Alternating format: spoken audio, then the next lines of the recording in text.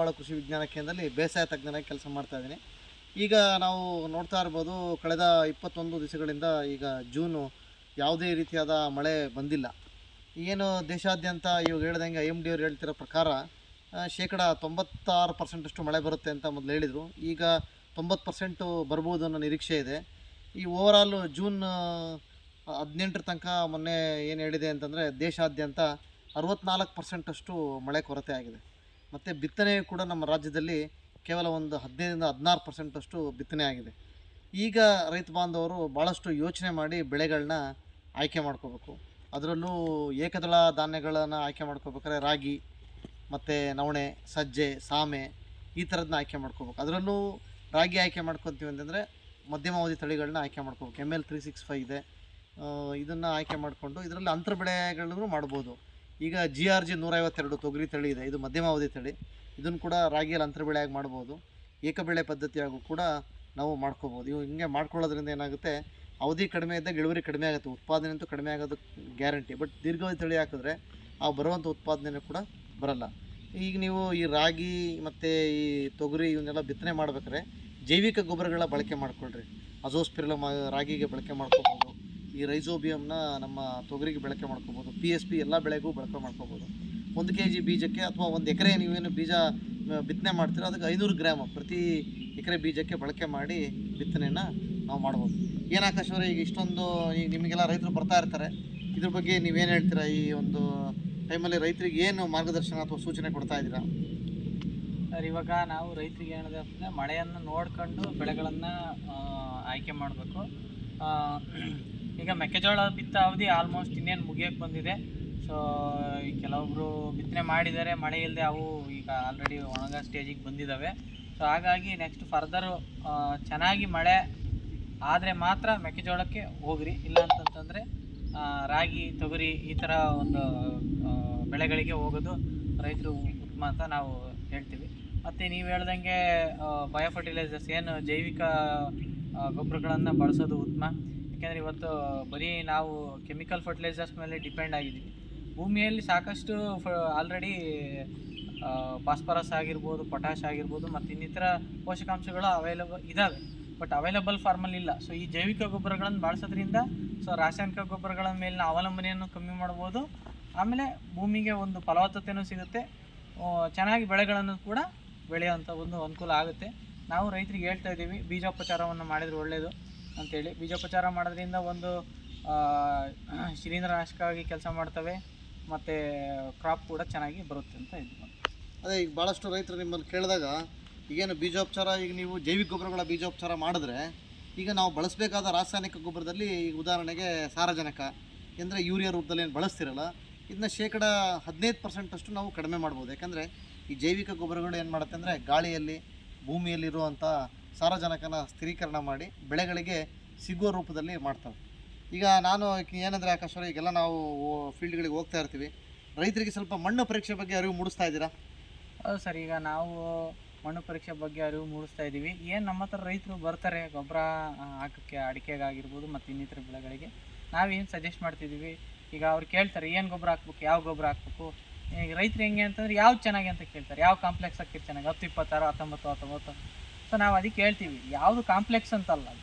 So ನೀವೇನಪ್ಪ ಅಂತಂದರೆ ಸಮತೋಲನ ಆಹಾರ ಥರ ಏನೋ ಎಲ್ಲ ಪೋಷಕಾಂಶಗಳು ಬೆಳೆಗಳಿಗೆ ಸಿಗಬೇಕು. ಸೊ ಅದಕ್ಕೆ ಸಿಗಬೇಕು ಅಂದರೆ ಏನು ಮಾಡಬೇಕಪ್ಪ ಅಂತಂದ್ರೆ ನೀವು ಫಸ್ಟು ಮಣ್ಣು ಪರೀಕ್ಷೆ ಮಾಡಿಸ್ಕೊಳ್ರಿ.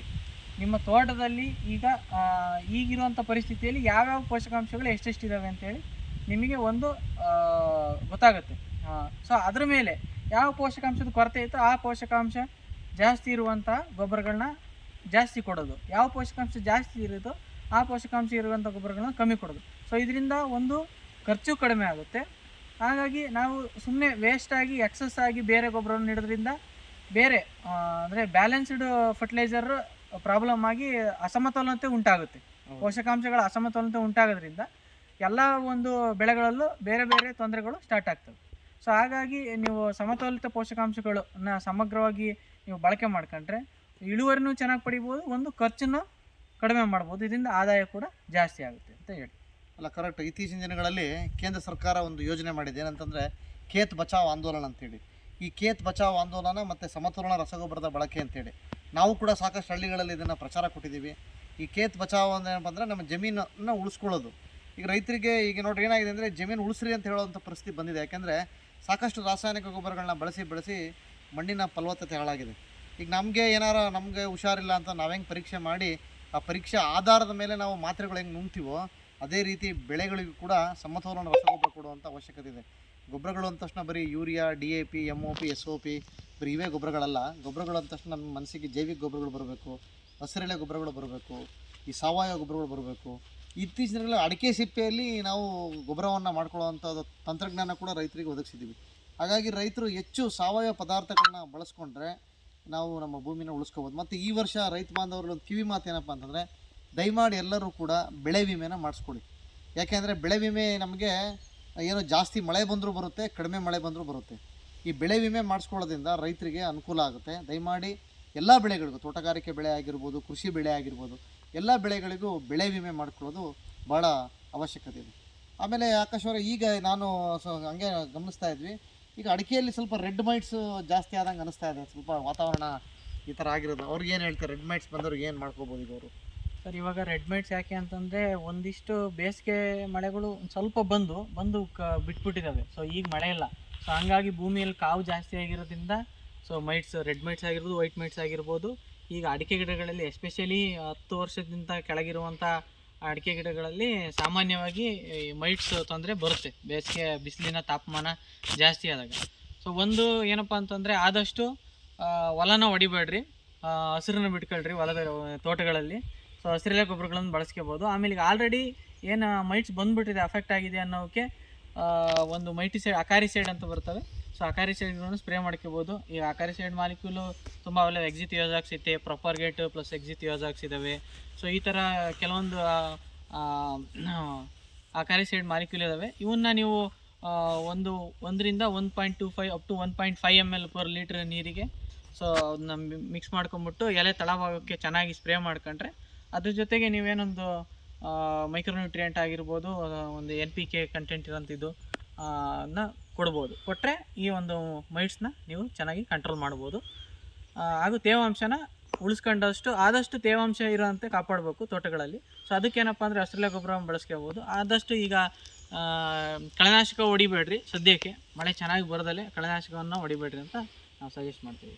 ಓಕೆ. ಆಮೇಲೆ ಈಗ ಇತ್ತೀಚಿನ ದಿನಗಳಲ್ಲಿ ನಾನು ರೈತರಿಗೆ ಕೇಳ್ಕೊಳ್ಳೋದೇನಂತಂದರೆ, ಈ ವರ್ಷ ಮಳೆ ಅಭಾವ ಇದೆ, ಎಲಿನಿನೋ ಎಫೆಕ್ಟಿಂದ ನಮಗೆ ಮಳೆ ಅಭಾವ ಇದೆ ಅಂತ ಹೇಳಿದೆ. 40% ಪ್ರೊಬಾಬಿಲಿಟಿ ಡ್ರಾಟ್ ಬರ ಅಂತೀವಿ, ಬರುವಂಥ ಅವಕಾಶ. ದಯಮಾಡಿ ಹೊಸ ತೋಟಗಳನ್ನ ದಯಮಾಡಿ ಯಾವ ರೈತರು ಕಟ್ಟಬೇಡಿ.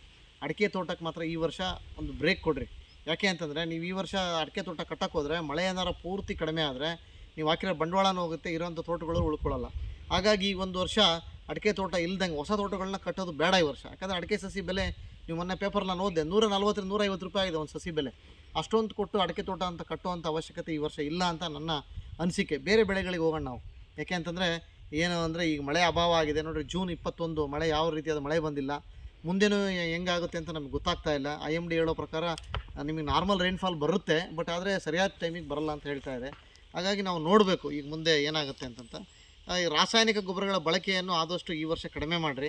ಮಳೆ ಕಡಿಮೆ ಇರೋದ್ರಿಂದ ರಾಸಾಯನಿಕ ಗೊಬ್ಬರನ ಕಡಿಮೆ ಮಾಡ್ಕೋಬೇಕು. ಏನು ಬರ ನಿರೋಧಕ ತಳಿಗಳನ್ನ ಹೆಚ್ಚು ಬಳಕೆ ಮಾಡ್ಕೋಬೇಕು. ಅವಾಗೇನಾಗುತ್ತೆ, ನಮಗೆ ಇಳುವರಿನೂ ಹೆಚ್ಚಾಗುತ್ತೆ. ಮತ್ತು ಏನು ನಾವು ಅಂದ್ಕೊಂಡಂಗೆ ನೀರು ನಿರ್ವಹಣೆ ಗಮನ ಕೊಡಬೇಕು. ಕಡಿಮೆ ನೀರನ್ನು ಬಳಕೆ ಮಾಡುವಂಥ ಬೆಳೆಗಳಿಗೆ ಹೆಚ್ಚು ಒತ್ತು ಕೊಡಬೇಕು. ಭತ್ತ ಬೆಳೆಯುವಂಥವ್ರು ಆಲ್ಟರ್ನೇಟಿವ್ ವೆಟ್ಟಿಂಗ್ ಆ್ಯಂಡ್ ಡ್ರೈಯಿಂಗ್, ಏನಂತಂದರೆ ಪರ್ಯಾಯ ಹಸಿ ಮತ್ತು ಒಣಗಿಸುವ ಪದ್ಧತಿಗಳಿಗೆ ಹೋಗಿ ಈ ವರ್ಷ ನೀರು, ಬೆಳೆ ಮತ್ತು ನಾವು ಉಳಿಬೇಕಾಗುತ್ತೆ. ಅದಕ್ಕೆ ಖೇತ್ ಬಚಾವ್ ಆಂದೋಲನಲ್ಲಿ ಈ ರೈತರಿಗೆ ಮನಮುಟ್ಟುವಂತೆ ನಾವೆಲ್ಲರೂ ಹೇಳ್ತಾ ಇದ್ದೀವಿ. ರೈತರು ಇದನ್ನ ಹೆಚ್ಚು ಬಳಸ್ಕೋಬೇಕು. ಸರಿ ಆಕಾಶ್ ಅವರೇ, ತುಂಬ ಧನ್ಯವಾದಗಳು. ನೀವು ಕೂಡ ರೈತರಿಗೆ ಸ್ವಲ್ಪ ಹೆಚ್ಚು ಮಾಹಿತಿನ ಕೊಡ್ತಾ ಇರ್ರಿ. ಆ್ಯಸ್ ಎ ಎಂಟರ್ಪ್ರಿನರ್ ಆಗಿ ನಿಮಗೂ ಕೂಡ ಒಳ್ಳೆಯದಾಗಲಿ ಅಂತ ನಾನು ಬಯಸ್ತೀನಿ. Thank you sir.